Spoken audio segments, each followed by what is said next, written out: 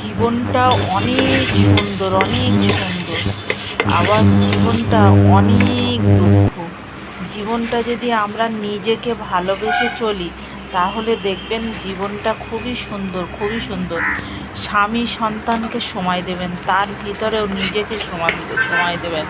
এই নিজের সময়টাই হচ্ছে আপনার সমস্ত কিছুর সামনে চলে থাকার অঙ্গীকার। তাদেরকে সমস্ত সময়টা দেবেন। এক সময় দেখবেন যে তারা যখন আপনাকে কিছু বলবে তখন খুব বড় কষ্ট লাগবে, কিন্তু নিজেকে যে সময়টুকু দেবেন সেই সময়টুকু আপনার নিজের থাকবে। নিজের মানে দুর্বলতা থাকবে না, নিজেকে ভালোবাসা থাকবে। সেই থাকাটা আপনার কাছে বড় মূল্যবান এক সময় হয়ে দাঁড়াবে। আর এটা আমার ঘরোয়া মরিচের পদ্ধতি। ভালো থাকবেন। আল্লাহ হাফেজ।